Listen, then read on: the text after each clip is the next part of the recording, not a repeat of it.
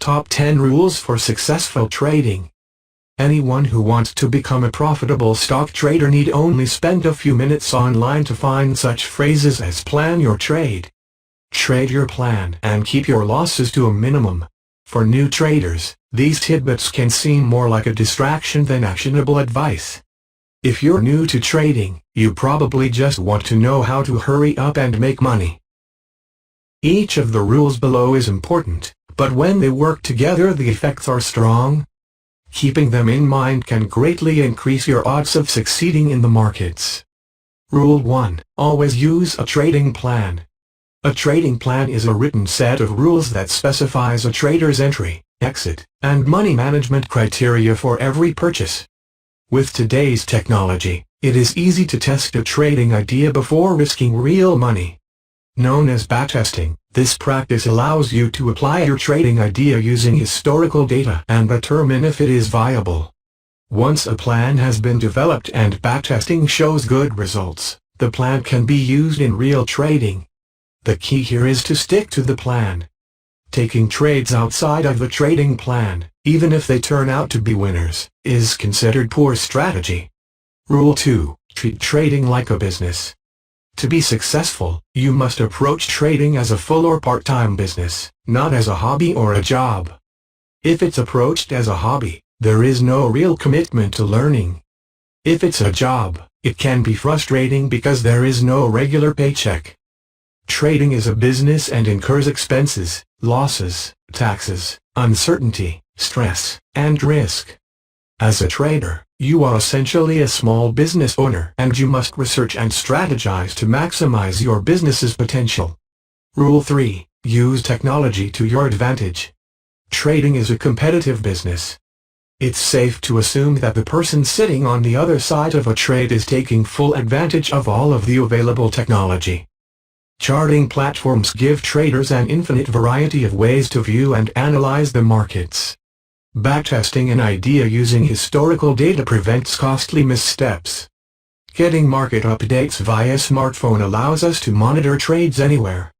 Technology that we take for granted, like a high-speed internet connection, can greatly increase trading performance.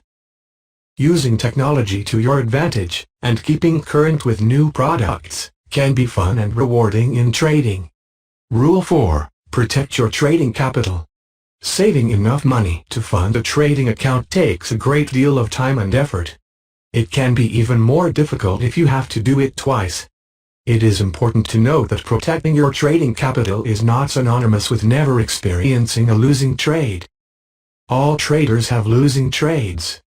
Protecting capital entails not taking unnecessary risks and doing everything you can to preserve your trading business. Rule 5. Become a student of the markets. Think of it as continuing education. Traders need to remain focused on learning more each day. It is important to remember that understanding the markets, and all of their intricacies, is an ongoing, lifelong process. Hard research allows traders to understand the facts, like what the different economic reports mean. Focus and observation allow traders to sharpen their instincts and learn the nuances. World politics, news events, economic trends, even the weather, all have an impact on the markets. The market environment is dynamic. The more traders understand the past and current markets, the better prepared they are to face the future. Rule 6. Risk only what you can afford to lose. Before you start using real cash, make sure that all of the money in that trading account is truly expendable. If it's not, the trader should keep saving until it is. Money in a trading account should not be allocated for the kids' college tuition or paying the mortgage. Traders must never allow themselves to think they are simply borrowing money from these other important obligations. Losing money is traumatic enough. It is even more so if it is capital that should have never been risked in the first place. Rule 7. Develop a methodology based on facts. Taking the time to develop a sound trading methodology is worth the effort. It may be tempting to believe in the so easy it's like printing money trading scams that are prevalent on the internet. But facts, not emotions or hope, should be the inspiration behind developing a trading plan. Traders who are not in a hurry to learn typically have an easier time sifting through all of the information available on the internet. Consider this: if you were to start a new career, more than likely you would need to study at a college or university for at least a year or two before you were qualified to even apply for a position in the new field. Learning how to trade demands at least the same amount of time and fact-driven research and study. Rule 8. Always use a stop-loss. A stop-loss is a predetermined amount of risk that a trader is willing to accept with each trade.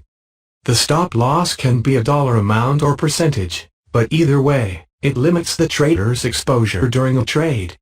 Using a stop-loss can take some of the stress out of trading since we know that we will only lose X amount on any given trade. Not having a stop-loss is bad practice, even if it leads to a winning trade. Exiting with a stop-loss, and therefore having a losing trade, is still good trading if it falls within the trading plan's rules. The ideal is to exit all trades with a profit, but that is not realistic. Using a protective stop-loss helps ensure that losses and risks are limited. Rule 9. Know when to stop trading. There are two reasons to stop trading: an ineffective trading plan, and an ineffective trader. An ineffective trading plan shows much greater losses than were anticipated in historical testing. That happens. Markets may have changed, or volatility may have lessened. For whatever reason, the trading plan simply is not performing as expected. Stay unemotional and businesslike. It's time to reevaluate the trading plan and make a few changes, or to start over with a new trading plan. An unsuccessful trading plan is a problem that needs to be solved. It is not necessarily the end of the trading business. An ineffective trader is one who makes a trading plan but is unable to follow it. External stress, poor habits, and lack of physical activity can all contribute to this problem. A trader who is not in peak condition for trading should consider taking a break. After any difficulties and challenges have been dealt with, the trader can return to business. Rule 10. Keep trading in perspective. Stay focused on the big picture when trading. A losing trade should not surprise us. It's a part of trading. A winning trade is just one step along the path to a profitable business. It is the cumulative profits that make a difference. Once a trader accepts wins and losses as part of the business, emotions will have less of an effect on trading performance. That is not to say that we cannot be excited about a particularly fruitful trade, but we must keep in mind that a losing trade is never far off. Setting realistic goals is an essential part of keeping trading in perspective. Your business should earn a reasonable return in a reasonable amount of time. If you expect to be a multimillionaire by Tuesday, you're setting yourself up for failure. Understanding the importance of each of these trading rules, and how they work together, can help a trader establish a viable trading business.